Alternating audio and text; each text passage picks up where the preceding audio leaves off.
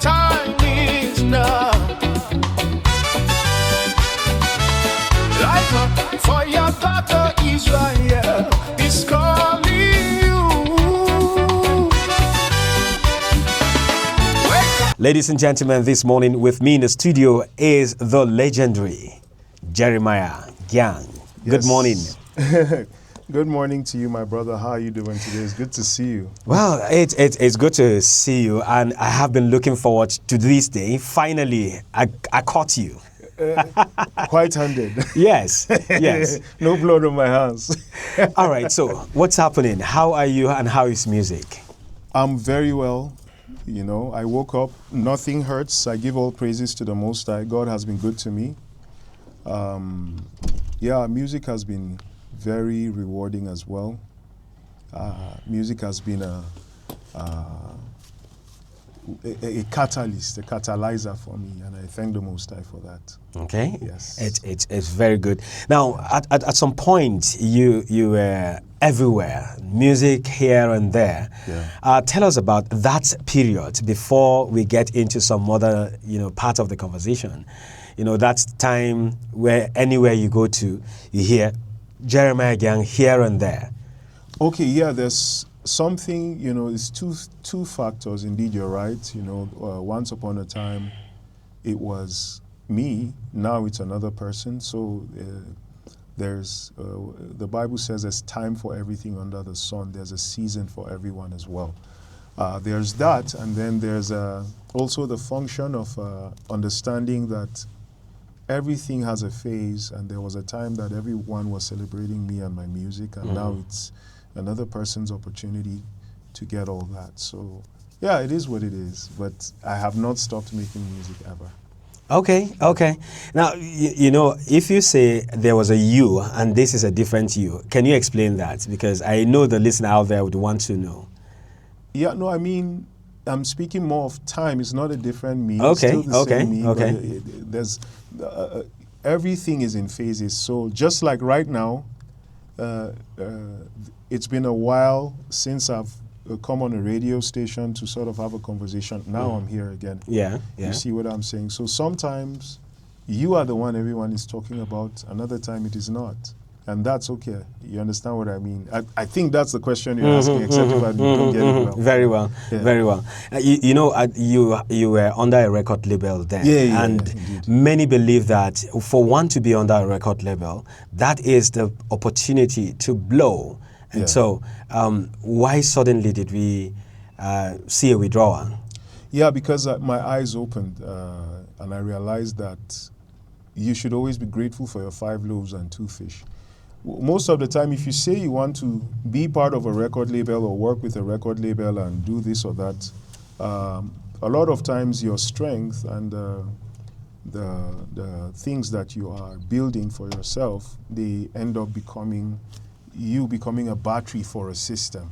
So most of the agreements that are signed today are not very helpful for the artist, for the person making the music himself, but the agreements are generally helpful to make sure that the machine continues to be the machine. Okay. So then it means we need wisdom to know when to make a difference between the machine and the person. So when people sign contracts, you should always try to sign the right kind of contract that's going to, help you and to keep you safe, if you know what I mean, to keep you working and busy. Yeah. Now, some people were under the belief that you had a friction with the record label then, and that was why you had to Yes, leave. Do you want to share that with us? No, I don't mind. I mean, Go ahead. It's so many years Yeah. ago. I mean, it's not on my mind anymore. But of course, I can share it for the benefit of people who think that that's the way. The best way is you and your community, your friends, don't despise the 5 people that love listening to you. Don't despise the 2 people that really just enjoy sitting down with you and listening to you sing. So the issue with the record label that I had was, when, first of all, they wanted to change my sound, they wanted to change my music, they wanted my music to be a bit more what people are doing. So contrary to what, the controversy that went out concerning me, that Jeremiah says is not a gospel artist and all that, that's exactly what I was fighting against. And that's why I refused to stay there, because I did not want anyone to tell me to change my sound or to start singing a certain way or to sound like this person or that person. I was very happy with what the Most High gave me, and I was not going to change my message. And I did not want them to force me to stay only, at the same time, I didn't want to be forced to stay only in one space, only singing to one audience of people, because you need, like salt and light, if the Bible says we are the salt of the world, if you stay inside the container, you are not infecting any food. So I need to be able to carry my music into clubs, into social spaces, just so that if I say that I'm trying to pull people to Christ, I should be able to do that from anywhere. Anywhere. So my mind was just way advanced for my time, and I didn't have the right words to communicate it then, to say that, no, don't call me a gospel or secular or this or that, So my record label, though, around that time, a certain type of sound started to trend, and they wanted me to start going in, because business-wise, it made sense. But you see, morality-wise and message-wise, it just did not make sense to me.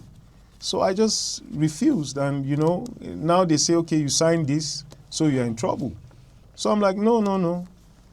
You're not going to tell me. I don't care. You're not going to tell me this, that. So my Torinke ended up pulling me out of there, and then they ended up also showing me that them too, they have Torinke. So I guess the one that has the biggest Torinke ended up winning.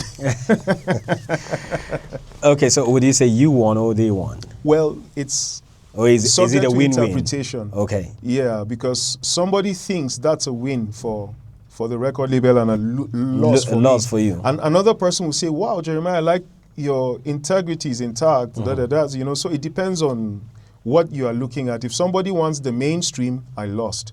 If somebody wants, my sanity and my ability to continue to just be myself in the way I like to be, then I would say I won, so.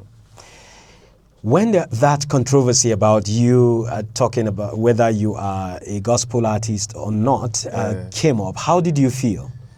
Well, all sorts of feelings happened to me. I felt disappointed and betrayed, because clearly my intentions were misrepresented and I was seeing a lot of Christian pastors that didn't know me and didn't even talk with me, taking advantage of that conversation. In fact, even in Jos, some people I really respect so much, they didn't even call me to say, Jeremiah, what was that? They just went on their pulpit. So I'm like, oh, you were looking for an opportunity to see something negative, so that you just show that actually you are not happy. So they can use it as a reference point. In fact, they are using it as a what do you call it? As now as something to trend to in their own, So it was a bit disappointing that I realized that, okay, I was in a matrix. So that started to open my eyes, and that put me on the streets in a way where I had to learn how to be in the streets. Yeah. Do you have any regret ever signing that record deal? Even though it didn't end well, do you have any regret? No. Why? Because at the point I was signing it, it was heavy in my heart. The pen was extremely heavy when I was signing it. Why? And I told God something, because I wasn't sure what I was doing.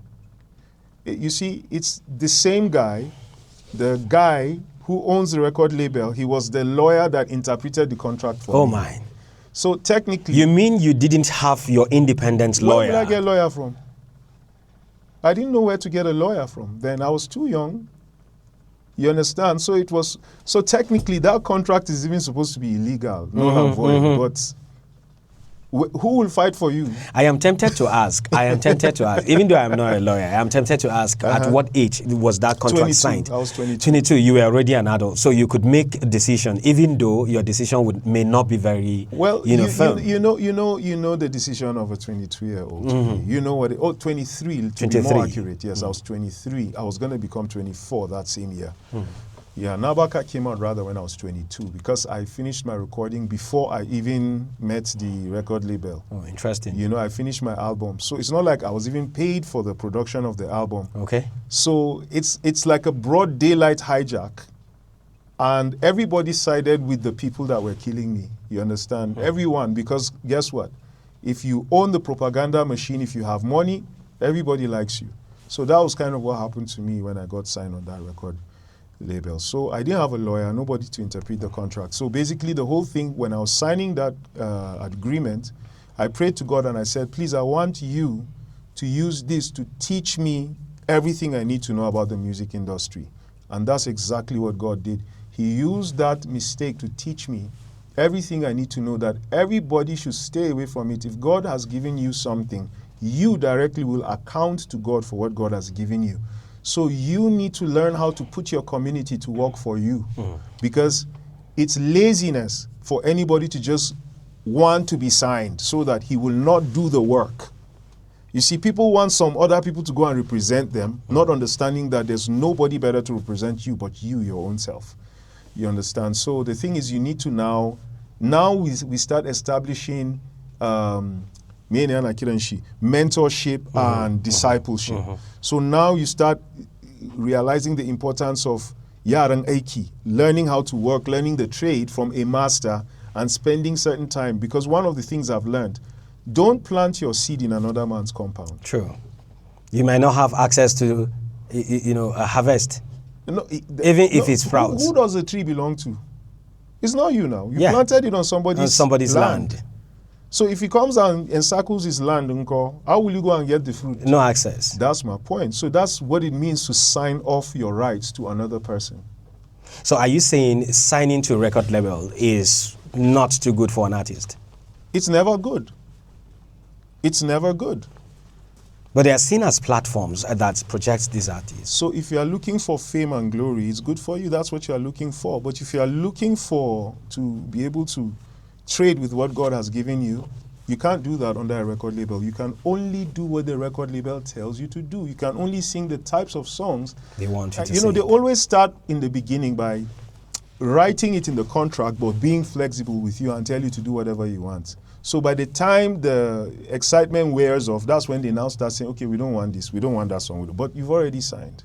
You understand? You don't have any right. You can't say anything, basically. At that point, at some point, you were very close to the former First Lady. Yeah. And many saw you as her favorite singer. Wow. And then she passed on. Yeah. How did it come to you? Well, it was just part of life, because I was dealing with my father's passing, and then she died 2 days after my father. So it was a lot of mixed feelings, for me. My father passed on 21st. Then I think Bellevue air crash happened 22nd, and then she died 23rd. So that was kind of what happened, So around that time there was a lot of chaos.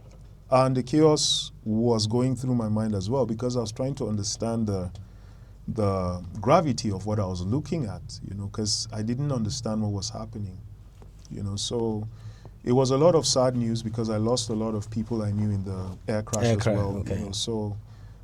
But the Most High gave us the grace to be able to move on. He says, blessed are they that mourn, for they shall be comforted. So we mourned and we passed. Yeah. How did you meet the late Stella Obasanjo? Through my music. My music opened doors for me, and I met her. So a very good man called Sir Wole. He was the one that introduced me to her and gave me an opportunity to talk with her. She loved my music so much, and just like a lot of people love my music. So I did appreciate that, that she was among the people. But my mind was too young to understand the kind of opportunity. I was just being my normal Jeremiah self, and I think she kind of liked that too. Yeah. Talking about your music, let's go on a music break. Sure. And we will play one of your songs. I would like you to tell me which you want us to play. Please play Wake Up. Wake Up. All right, welcome back from that music break. Man, I was seated, but then I was dancing because I love this song. The very first day I saw this song on social media, I watched from beginning to end, then brought it back, watch again. I was like, man, I thought this guy lost his team, but he seems to have a turbocharged now. All right, so what inspired this song? Honestly, something happened, and then through just reading the prophecies in the Bible, I realized that we are the actual bloodline descendants of Abraham, Isaac, and Jacob. Not by they call it being spiritual Israelites. No, we are the descendants of the people that actually wrote the Bible. And everything, including whatever that we keep complaining about, the herdsmen and all of that, you can find it in Jeremiah chapter 5 and Jeremiah chapter 6. So I could just see that all the prophecies of the Bible, they only chafe us. They don't chafe anybody else in this world but us. So when I realized that, then I realized that, okay, so according to the same Bible, it says the God of the Bible says he's going to close our eyes and he won't allow us to know again, because our ancestors did that to him. So he's giving us another chance, because though it was not us that did it directly, but he says we keep remembering the crimes of our ancestors in the past. So he's giving us an opportunity again to wake up to the reality. Okay. Because the entire world has been designed to take advantage of us in negative ways. So only when we wake up to our true heritage will we rise into our glory as kings. Think about it. We are the peculiar people of the world. We are the ones that are naturally gifted, that people have to go to school to learn the things we know. You understand what I'm saying? Yeah. So with that said, we should not play with the opportunity that the Heavenly Father is giving us now, because the devil too, the Bible says in Revelation 12 that he's trying to take down the children, the seed of the woman, which is Israel, that was driven away into the wilderness. So we need to wake up and understand that there's a flood of lies that's surrounding us, so we can wake up to the reality of who we are. Interesting. Now, with this explanation you've given, it brings me to my next question. You know, a lot of people believe that you have left the lane and become very controversial. You've adopted a new religious belief. Yeah. What do you have to say about that? I'm not that intelligent. I'm not that smart enough to just leave the lane and adopt being controversial. Life is happening to me and I'm experiencing things in ways I've never ever Let me tell you something that increased my strength.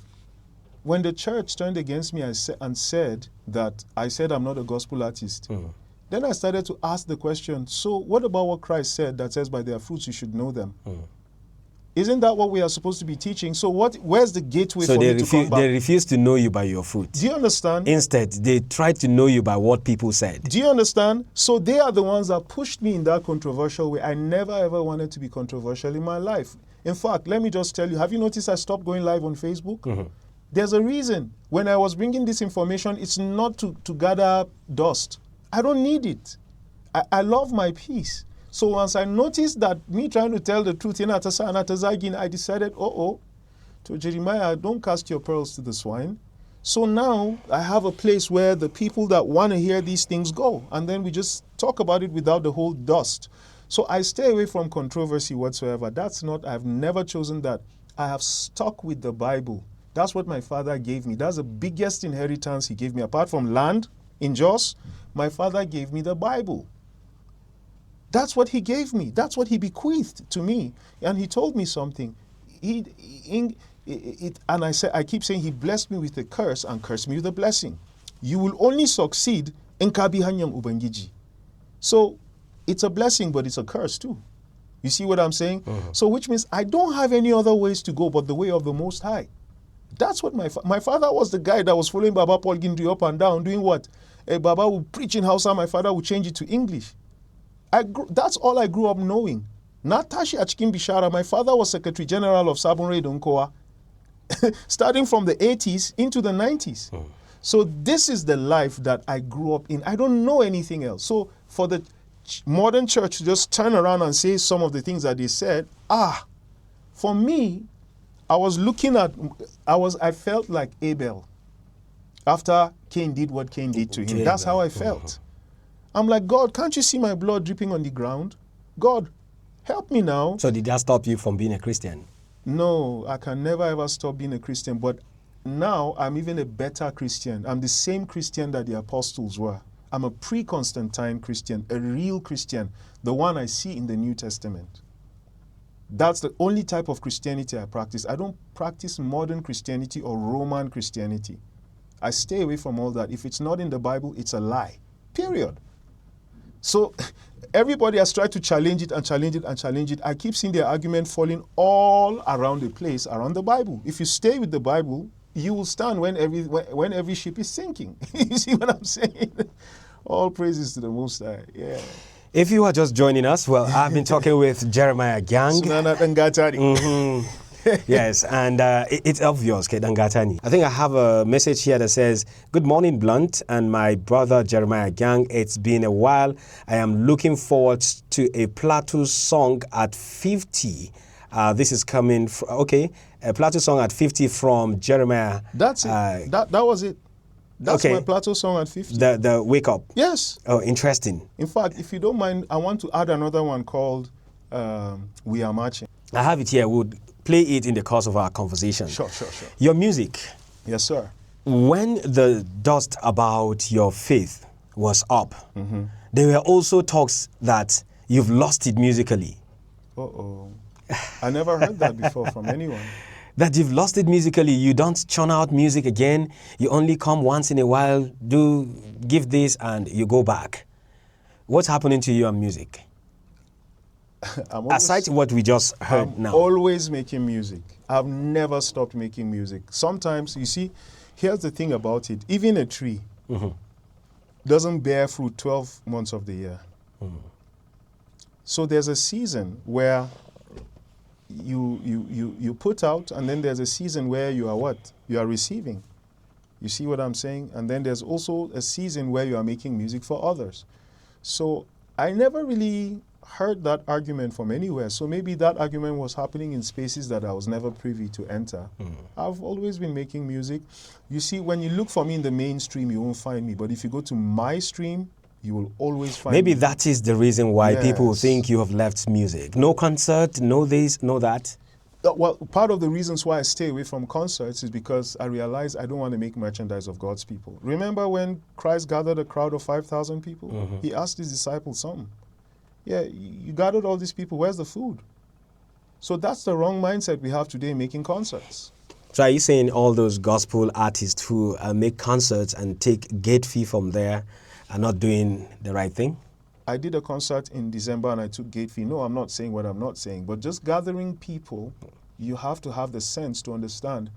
You have to nourish them. Christ was not just nourishing them. If you look at Matthew chapter 9 from verse 38 down, you would see he was healing their diseases and fixing their lives. You understand? If I don't have that for anyone, I don't want to call people to a concert. I need to be able to have some substance, not just music, beyond the music. The music is a tool and a vehicle. And when you look at the fivefold ministry, of which, incidentally, that happens to be the 5 talents. You understand? You don't see music there. So it's just a tool. So I treat it as what it is. It's not the important thing. Just like we know King David in the Bible to be the greatest musician of all time, none of us know any of his melodies today. But his lyrics are right there for us to go and see. So I get the fact that that's what's more important. So, but if my life is not representative of my lyrics and my music makes people dance, listen, we are all dancing to hell. So, yeah, that's why I stay away from concerts for now, because a lot of people have different expectations and they are warped. So if it be the will of the Most High, His word is cleaning the pond now. It's draining the swamp, cleaning the pond, and just bringing fresh waters. All praises to the Most High. It's good to know that you're doing music, because for real, I'm one of your fans, a very serious fans, even though I know we had some wire chargers some time back, but then I still remained I'm going to report you to your listeners now. Anyway, that one, anytime I see that photo, I was like, what came onto you guys? But then I think that opportunity, gave me, that incident gave me the opportunity to come up close and personal. Let me tell you what you did that day that made me say, oh, this guy is quite different. You came back and apologized. And you said, if what I did there got you angered, I am sorry. And I was like, oh, so people do this. And all the while, I hear he's high-headed, he's not a calm person and all that. And it happened. And since that day, it's been me. Remember the last time we met, I had to make you play, that's your first tune, Ganinan. That song still does something for me. I love the song so much. And Let me ask, your relationship with other artists, those that you met while you were on the record label, while you were, everywhere, performing here and there. Yeah. How is your relationship with them? I've never lost respect for any of them. They have never lost respect for me. So it's only love all through and through. So, and that's true. That's true. I've never lost respect for any of them. They've never lost respect for me. How about collaborations with them? Because we don't hear much. Yeah, so you see, that's the thing you need to understand about life. It's not, a lot of people, when you think in the terms of the business of music, that's how you think. But when you think about the business of life and giving accountability to God, you don't want to make a baby that you're not going to take care of. You see what I'm saying? Mm-hmm. So we have to be traveling on the same path to be able to take care of whatever child we create, because you're going to give an account for every single child you bring into this world, right? Yeah. So I don't look at it as business. I look at it as accountability. So that's why it's very hard to collaborate with me, because we have to be in total agreement concerning what we are collaborating on, because it means that now once it goes out, we have to escort it to the finish line. It's not about starting, it's about finishing. That's what the Bible is about. It's about finishing and finishing your race well. So we don't start and not finish. It sounds like a good idea to give the audience what the audience wants. But what does God want? You see what I'm saying? Mm-hmm. So I'm more focused on that. So, but the thing is that what you're about to play right now is going to show you that what I said is correct, that the people, and by the way, that thing that happened that day, it was the entire platform of our meeting that I was angry with. I'm like, what is our people doing here? Nobody's listening to you. Why are you guys here? I felt like we were embarrassing ourselves. I was really mad because I came and I saw it and I'm like, really? We are copying what everybody else is doing? Can't we just go back to God and say, God, please pull us out of this situation? And we are crying to the same people that are putting us in this same condition to help us?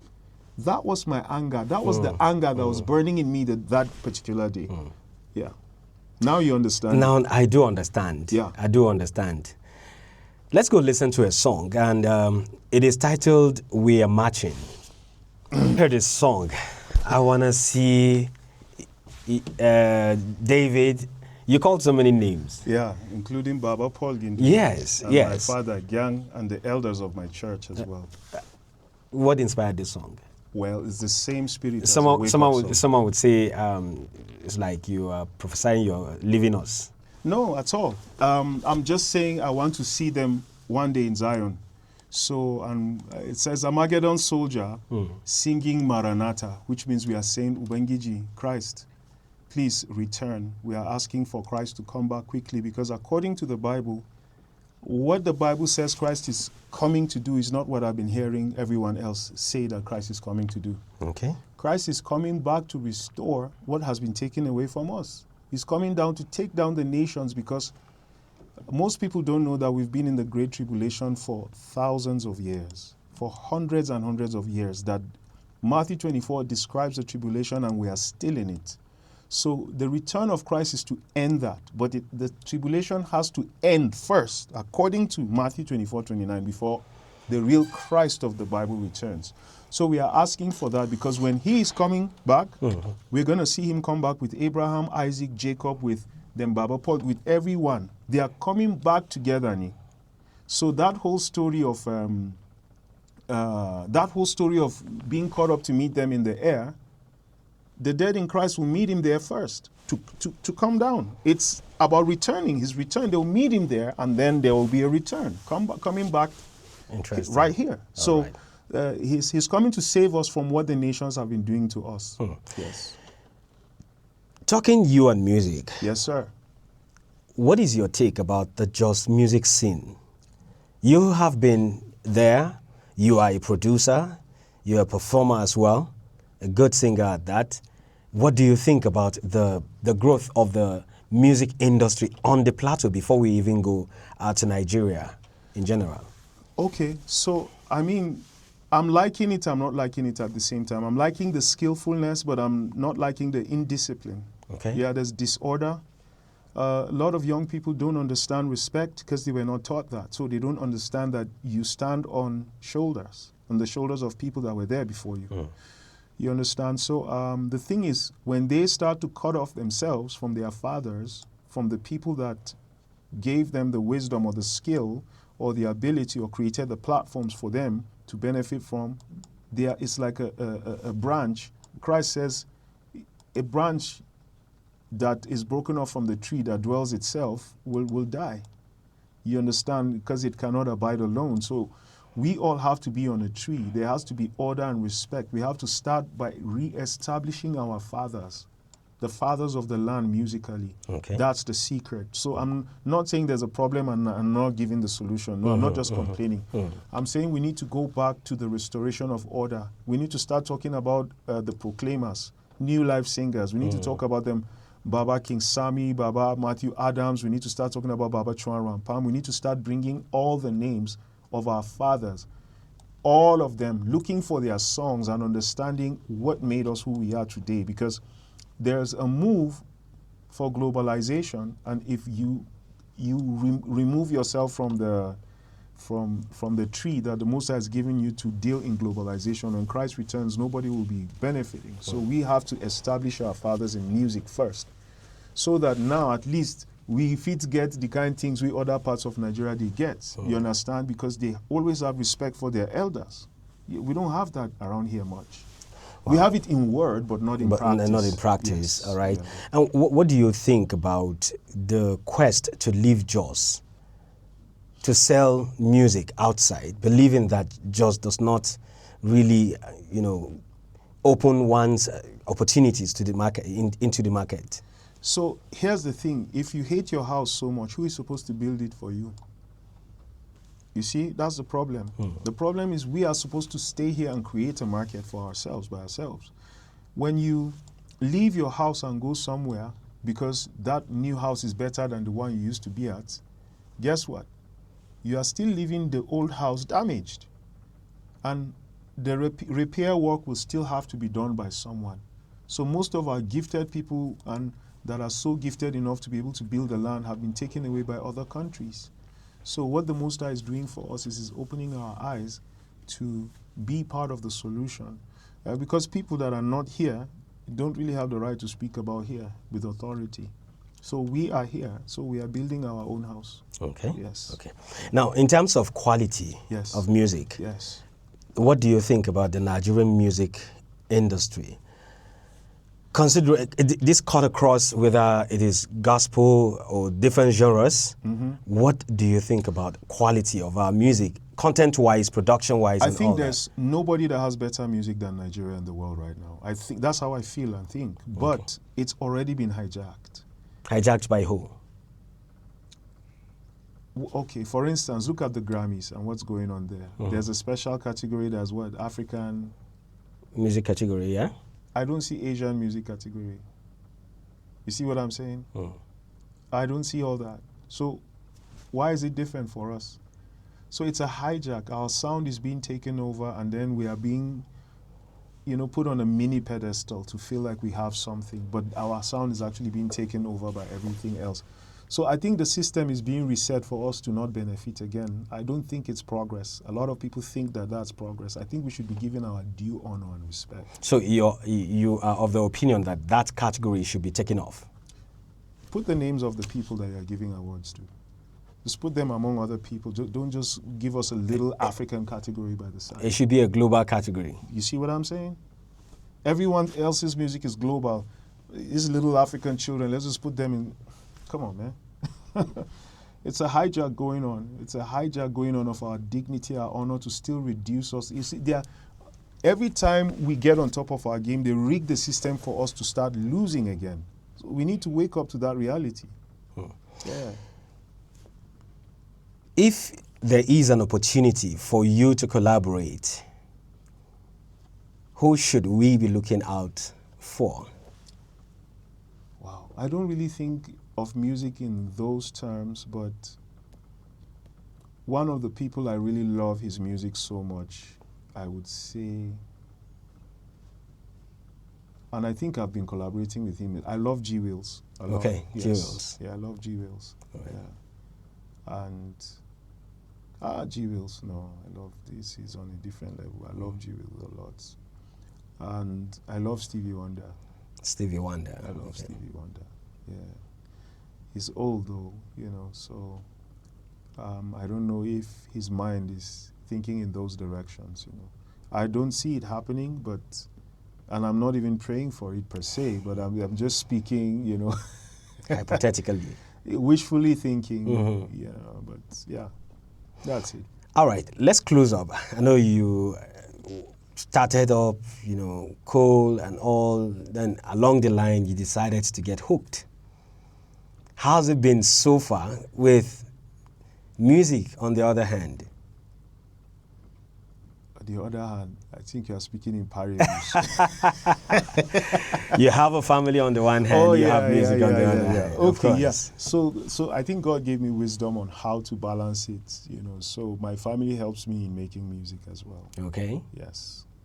Interesting. Yes. My family helps me in making music.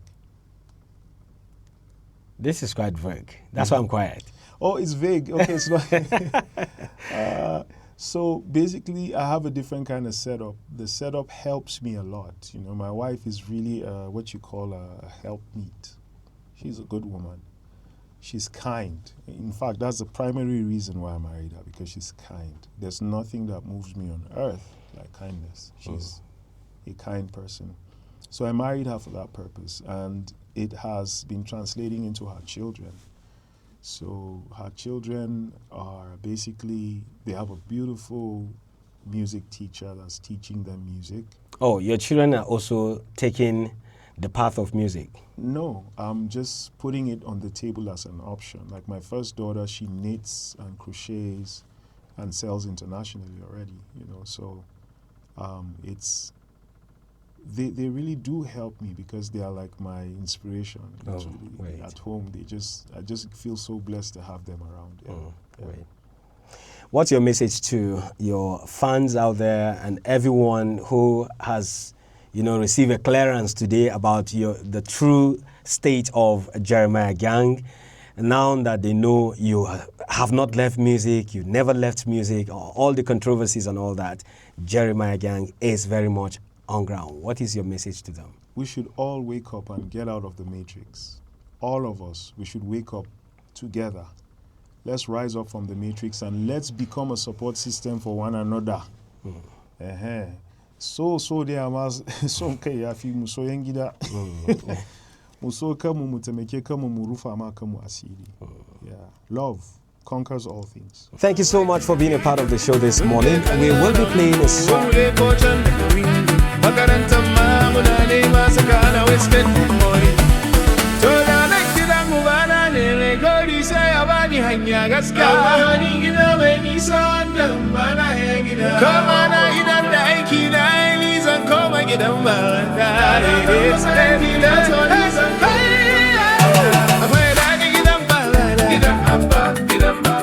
Salam salam gidam balana gidam babana akwai aske gidam balana gidam babana akwai ruti gidam balana don't stay okay wow wait gamu anun kuma day before I had one straight meal I had to go through what they called a day this must wapa when them masa yadi so the kid out banza we did it the rana pasa we can cheat, and now we're going internationally. We're starting from the bottom, now we headed to the top. Medical is the greatest, yes, that's what I mean. Okay, Zune and Gata, Arzaki, Kamar Dentata, Kawo Molo, the Algay